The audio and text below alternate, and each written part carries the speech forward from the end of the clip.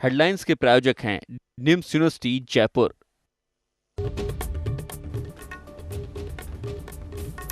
News India के आकलन के मुताबिक बीजेपी को मिल रही है 18 से 20 सीटें, जबकि कांग्रेस को 2 से 3 सीटें मिलने का अनुमान। अन्य सर्वे में भी बीजेपी को 20 से 22 सीटें, जबकि कांग्रेस सिमट सकती है 2 सीटों तक।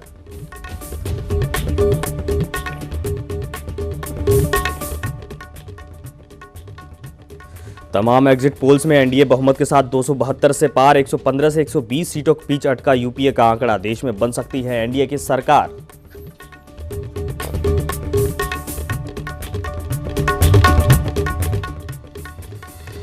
भरतपुर की केंद्रीय जेल में खुलेआम उड़ाई जा रही हैं सुरक्षा व्यवस्था की धज्जियां। जेल में बंद कैदी यूज कर रहे हैं फेसबुक। न्यूज इंडिया को मिली एक्सक्लूसिव रिपोर्ट में सच आया सामने।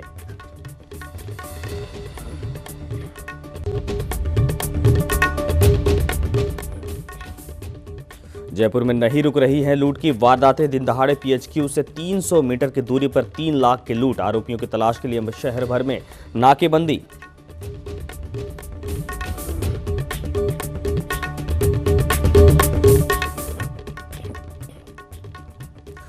और उदयपुर में एसीबी की टीम की कार्रवाई। नगर निगम में जमादार को 1500 रुपए की रिश्वत लेते टीम ने किया गिरफ्तार। गिरफ्तारी के बाद टीम ने भेजा जेल।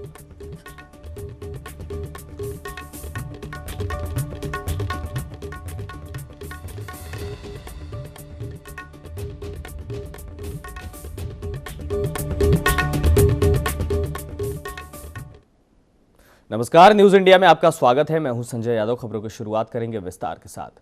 कोटा में सामाजिक एवं न्याय अधिकारिता मंत्री अरुण चतुर्वेदी एक शिक्षण संस्थान के कार्यक्रम में भाग लेने पहुंचे। यहां उन्होंने सरकारी छात्रावासों की हालत पर अफसोस जताया। इसके साथ ही मेरिटोरियल छात्रों के लिए अलग से योजना बनाने की बात भी कही।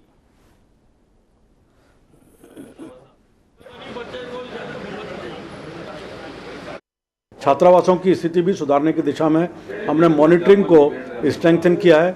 तीसरा, स्टाफ की कमी, उसको रिक्रूटमेंट का प्रोसेस भी हम शुरू करेंगे। और चौथा, इसमें जो मेरिटोरियल स्टूडेंट्स रहते हैं उनके लिए भी कोई योजना अलग से बना करके उनके प्रशिक्षण की व्यवस्था बने, जिससे कि उनके अपने करियर की तरफ ध्यान दे सकें। इसकी योजना सीकर के कल्याण कॉलेज में मतगणना को लेकर अधिकारियों और कर्मचारियों को प्रशिक्षण दिया गया। इस दौरान प्रशिक्षकों ने मतगणना के दौरान चुनाव आयोग के निर्देशों का सख्ती से पालन करने की हिदायत भी दी गई।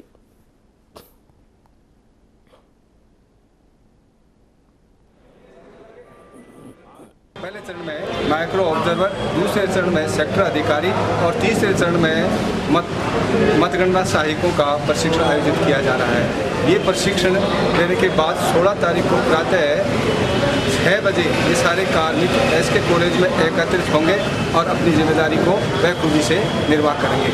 कार्मिकों की कुछ समस्याएं थी, उनका समाधान इन प्रशिक्षणों में किया गया और उन्हें बताया गया कि ये कार्य किस तरह से संपादित आप करेंगे। जयपुर के अमानी शाह नाले में आखिरी दिन भी जहरीली खेती नष्ट की गई। हालांकि इस 4 दिन की कार्रवाई में कुछ जगह टीमों को हल्के फुल्के विरोध का सामना भी करना पड़ा, लेकिन फिर भी प्रशासन का अभियान लगातार जारी रहा। आपको बता दें कि पिछले 4 दिनों में प्रशासन की 4 अलग अलग टीमों ने शहर के अलग अलग इलाकों में कार्रवाई करते हुए सैकड़ों बीघा खेती नष्ट की।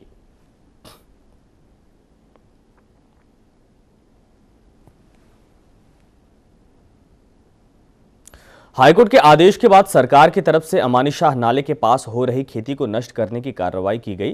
साथ ही इस पूरे मामले पर चित्तौड़गढ़ दौरे पर आए कृषि मंत्री प्रभुलाल सैनी का कहना है कि सरकार इस मामले को लेकर गंभीर है, जिसको लेकर जिला कलेक्टरों के माध्यम से उन कंपनियों और उद्योगों को नोटिस जारी किए जाएंगे जिनके गंदे पानी अमानी शाह नाले में आकर गिरते हैं। उनका कहना है कि नाले को साफ रखने के लिए पहले पर्यावरण संबंधी बातों पर गौर करना होगा।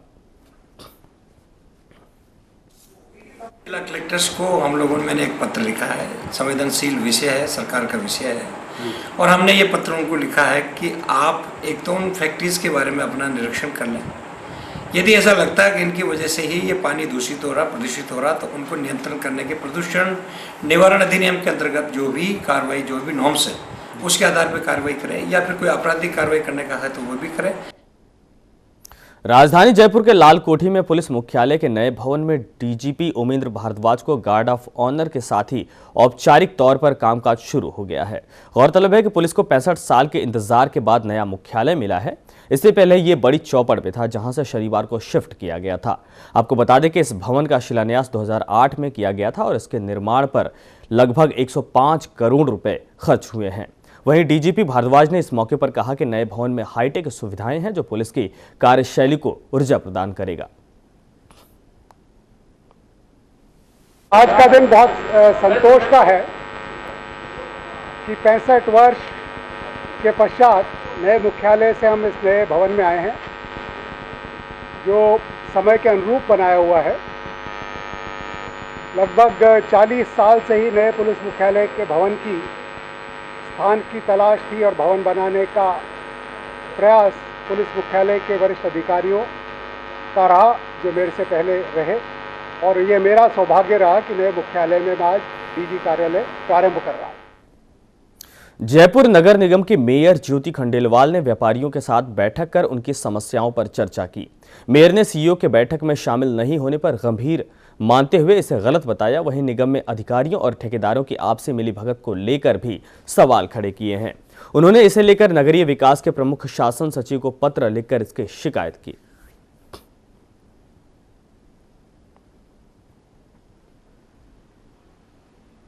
देखिए, व्यवस्था सुधार का काम है, इसका मुझे जनता को राहत मिलती है और ऐसे मीटिंग्स में अधिकारियों को उपस्थित होना चाहिए, लेकिन सीईओ और मुख्य कार्यकारी अधिकारी दोनों उपस्थित नहीं थे।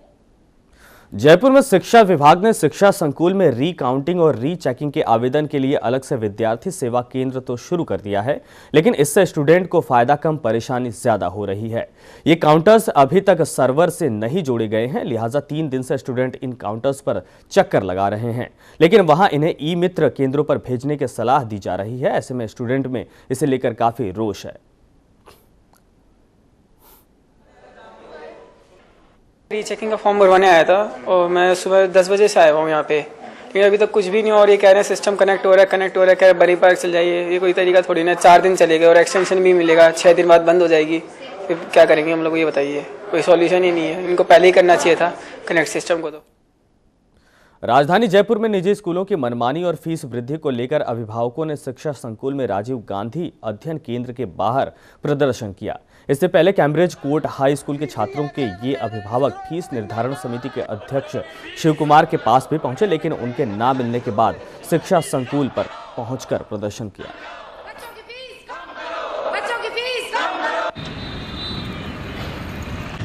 एटलीस्ट 10,000 रुपए का लोड बढ़ रहा है मंथली, प्लस जो एक्स्ट्रा लिया जा रहा है पैम्पलेट्स के पेपर्स के नाम पे, हैंडआउट्स के नाम पे और बिल्डिंग डेवलपमेंट के नाम पे, वो बहुत ज्यादा है।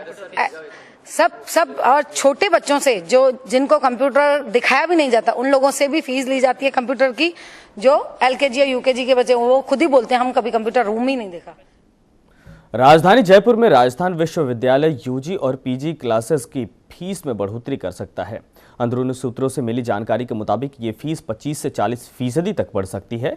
फीस बढ़ने के संकेतों से स्टूडेंट्स में काफी गुस्सा है। वहीं यूनिवर्सिटी प्रशासन खर्चों में बढ़ोतरी के चलते इसे जायज बता रहा है।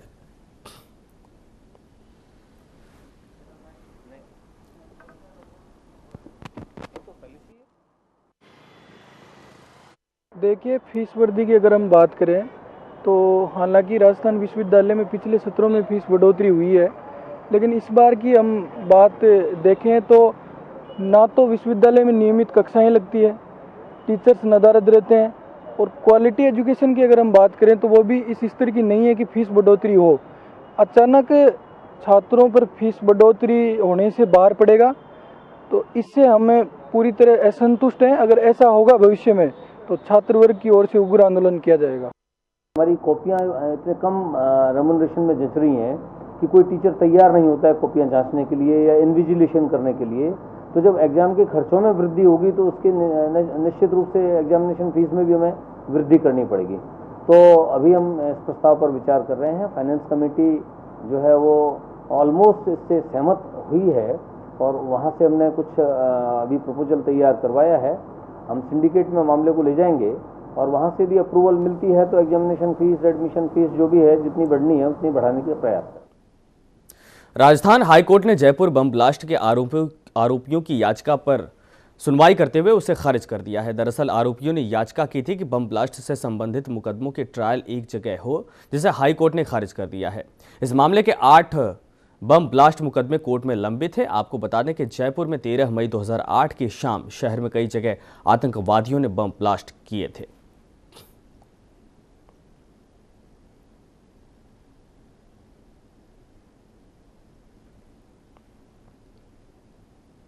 जयपुर के मालवीय नगर में एक पत्नी ने अपने प्रेमी के साथ मिलकर अपने पति की हत्या कर दी है। दरअसल युवती की शादी से पहले ही प्रेमी के साथ उसका प्रेम प्रसंग चल रहा था। शादी के बाद भी दोनों के बीच संबंध बने रहे, जिसकी भनक उसके पति को लग गई थी। ऐसे में दोनों ने मिलकर युवती के पति का गला दबाकर हत्या कर दी। हालांकि दोनों आरोपियों को पुलिस ने गिरफ्तार कर लिया है।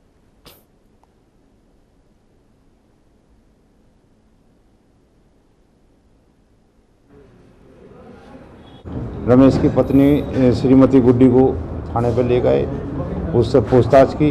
पूछताछ के दौरान उससे ये तथ्य सामने आए कि उसके प्रेम संबंध थे पिछले 6-7 साल से राजू नाम के लड़के से, और ये जो इसका पति था रमेश, वो इनके बीच में रोड़ा बनाया था प्रेम संबंधों में, तो उसको हटाने के लिए इन्होंने दोनों ने मिलकर उसके। प्रदेश की जेलों में सुरक्षा के बड़े बड़े दावे किए जाते हों, लेकिन भरतपुर के सेवर केंद्रीय कारागार में कैदियों ने प्रशासन के सारे दावों की हवा निकाल दी है और सोशल मीडिया साइट्स का जमकर उपयोग कर रहे हैं। हैरत की बात तो ये है कि जेल प्रशासन को इस बात की भनक तक नहीं है। न्यूज इंडिया को मिली चैनल की पड़ताल में ये सच्चाई सामने आई है कि पत्नी की हत्या के आरोप में सेवर जेल में सजा काट रहे कैदी अजय ने इसी जेल में बंद रहे एक पूर्व कैदी के फेसबुक से अपने कई फोटोग्राफ अपलोड किए हैं। आपको बता दें कि अपलोड किए गए फोटो जेल की बैरक के हैं, जो साफ नजर आ रहा है। अपलोड किए गए फोटो में कैदी अजय के साथ दौसा जिले के समलेटी बम विस्फोट कांड का मुख्य आरोपी सलीम बम भी बैठा नजर आ रहा है।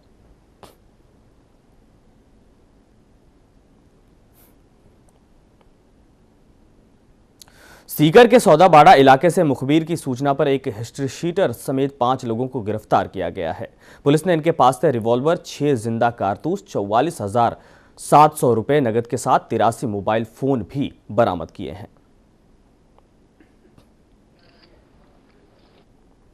आज मैं और सीओ लक्ष्मणगढ़, सीओ फतेहपुर अनिल पांड्या वाले लोगों से इंफॉर्मेशन के लिए आए हुए थे। इसी समय हमें जानकारी मिली कि फतेहपुर के सौदाबाड़ा में जालौन की हवेली में 2 हिस्ट्री शीटर हैं फतेहपुर के, अजय रेणु और किशोर कुमार। इस सूचना पर कार्रवाई करने के लिए हमने SHO सदर फतेहपुर और कोतवाली इनको टीम के साथ वहाँ भेजा और इसके बाद हम लोग भी वहाँ मॉनिटर करने पहुँचे। हवेली की तलाशी ली तो ये हमारे वांटेड किशोर कुमार तो इसके साथ 5 लोग हो मिले। माउंट आबू में नगर पालिका ही ट्रैफिक नियमों के सरेआम धज्जियां उड़ा रहा है। यहां पालिका की दमकल की गाड़ी को खरीदे 11 साल हो गए हैं, लेकिन अभी तक गाड़ी का रजिस्ट्रेशन नहीं करवाया गया है। ट्रैफिक नियमों का पालन करवाने के लिए सरकार वक्त वक्त पर अभियान चलाती रही है, लेकिन माउंट आबू में सरकार ही कानून की धज्जियां उड़ा रही है। बात हो रही है यहाँ के नगर पालिका की। यहाँ पर फायर ब्रिगेड की इस गाड़ी को खरीदे हुए 11 साल हो गए हैं, लेकिन अभी तक इस गाड़ी का रजिस्ट्रेशन नहीं हुआ है। द्वारा अधिकारियों को अवगत कराया गया कि इसका रजिस्ट्रेशन नहीं हो पाया है, तो उन्होंने बोला कि ठीक है, इसके पेपर पूर्ण करके हम इसका रजिस्ट्रेशन करवाएंगे। और कोशिश की गई, लेकिन कहने के बावजूद भी अभी तक इसका रजिस्ट्रेशन नहीं हो पाया। कायदे के मुताबिक सरकार वाहनों की उम्र 10 साल ही मानती है और 10 साल के बाद वाहन बदल देती है, लेकिन फायर ब्रिगेड के इस गाड़ी का तो 11 साल से रजिस्ट्रेशन ही नहीं हुआ है। कमाल है, यानी रजिस्ट्रेशन से पहले ही गाड़ी नकारा हो जाएगी। इस बारे में नगर पालिका चेयरमैन से पूछा गया तो उन्होंने भी गाड़ी नई लाने की ही बात कही, वहीं रजिस्ट्रेशन पर कन्नी काटती रही। ये मेरे टाइम का नहीं है, पहले जो वार्ड था इनका है, और अभी मैं पूरी कोशिश करूंगी मेरे टाइम के अंदर अभी नई फायर ब्रिगेड लाने की पूरी कोशिश करूंगी। बहरहाल पालिका का कार्यकाल खत्म होने में कुछ ही महीने शेष हैं। ऐसे में देखना यह है कि पालिका प्रशासन इस गाड़ी का रजिस्ट्रेशन करवाता है या फिर दूसरी दमकल ही खरीदता है।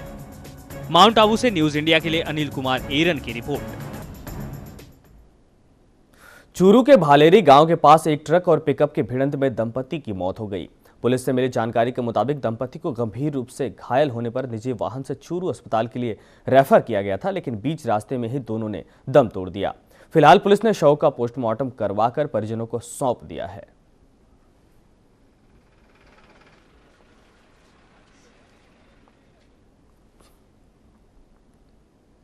राजधानी जयपुर में आज पुलिस मुख्यालय की औपचारिक शुरुआत हुई, लेकिन इसके कुछ घंटे बाद ही पीएचक्यू से महज 300 मीटर की दूरी पर लुटेरों ने एक 3 लाख की लूट की वारदात को अंजाम दिया और पुलिस को खुली चुनौती दे डाली। जी हां, टोंक रोड पर अज्ञात लुटेरे बैंक से रुपए निकालकर ला रहे एक व्यक्ति से 3 लाख रुपए छीनकर भाग गए।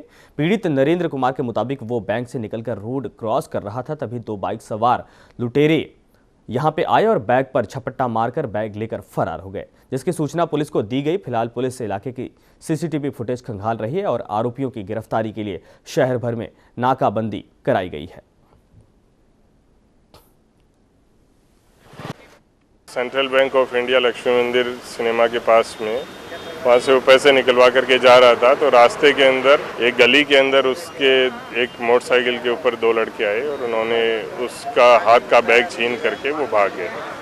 बैग के अंदर वो कह रहा है कि 3 लाख रुपए थे। तो आस पड़ोस के अंदर जो कहीं कैमरे लगे हुए हैं उनकी फुटेज निकाल के और आस पड़ोस में पूछताछ से जो हुलिया है उसके आधार पर हम तलाश कर रहे हैं।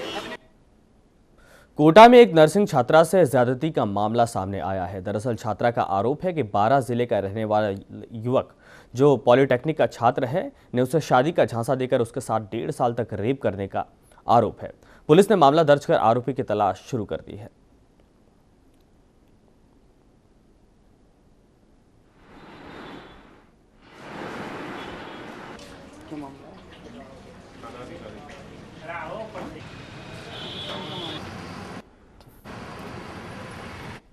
जो मेरी लड़की है यहाँ MBS से नर्सिंग की ट्रेनिंग कर रही थी, उसका इसी बीच 1.5 साल पूर्व से प्रेम माली निवासी किशनगंज 12 से मोबाइल के ज़रिए मुलाकात होकर आपसी मिलना जुलना चालू हो गए।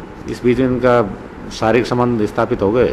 उसने कहा कि अभी आपकी ट्रेनिंग पूरी कर लो, उसके बाद मैं आपसे शादी कर लूँगा। इस तरह से उसने इनके साथ एक जालसाजी करते हुए शारीरिक संबंध स्थापित किए, उसकी इन्होंने रिपोर्ट दर्ज कराई है। पाली जिले के जैतारण थाना इलाके के निम्बोल कस्बे में एक निर्माणाधीन सीमेंट फैक्ट्री में काम कर रहे एक श्रमिक की संदिग्ध परिस्थितियों में मौत हो गई। जानकारी के अनुसार मृतक बबलू यूपी का रहने वाला था, जो फैक्ट्री में मृत पाया गया। फिलहाल पुलिस ने मामला दर्ज करते हुए जांच शुरू कर दी है।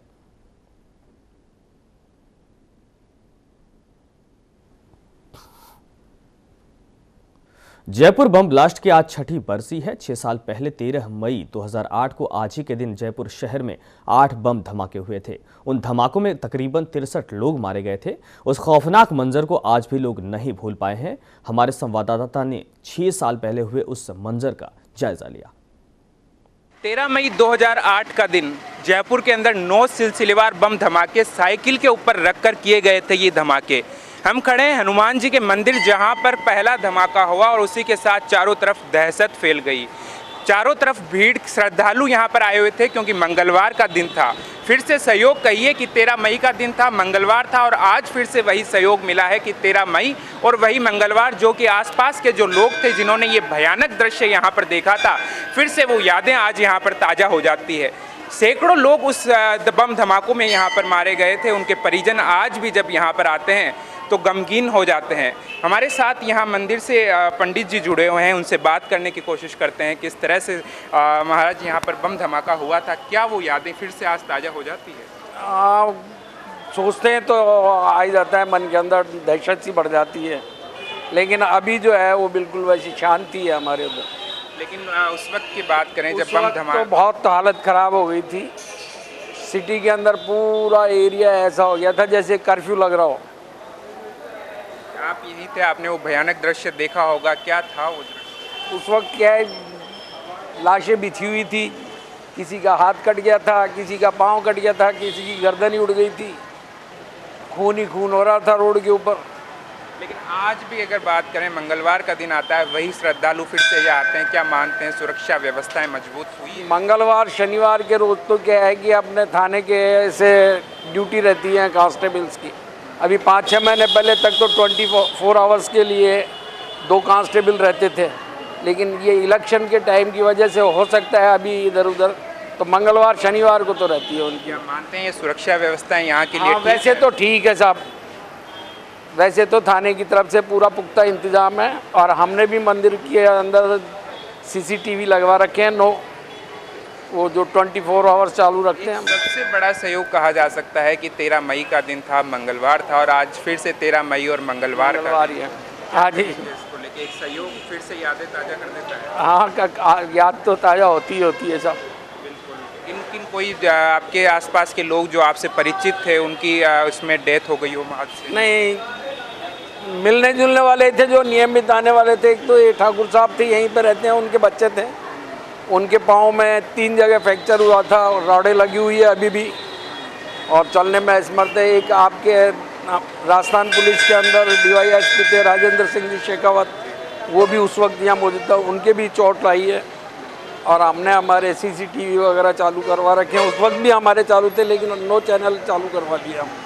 बिल्कुल, तो भयानक एक दृश्य था जो आज भी लोगों की यादें ताज़ा कर देता है। जैसे ही जेहन में आता है वो पुरानी यादें, वो भयानक दृश्य फिर से एक बार दिमाग में उभर कर सामने आ जाते हैं। कुछ और चीज़ें हैं, वो निशान आज भी यहाँ पर बाकी है, देख सकते हैं साफ तौर पर।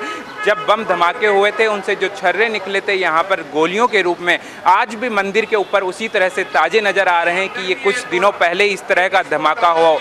लेकिन सबसे बड़ी बात है, बाहर धमाके हुए थे, लेकिन अंदर की बात करें तो मंदिर के अंदर किसी तरह का कोई नुकसान नहीं हुआ था, ये यहाँ के लोगों का कहना है। तो इस तरह से अगर बात करें तो वही सहयोग के साथ में लोगों के सामने आज फिर वही से एक बार यादें ताज़ा हो गई है। कैमरा पर्सन मनमोहन के साथ में शरद पुरोहित, न्यूज़ इंडिया, जयपुर। तो बुलेटिन में फिलहाल इतना ही। देखते रहिए न्यूज़ इंडिया। नमस्कार।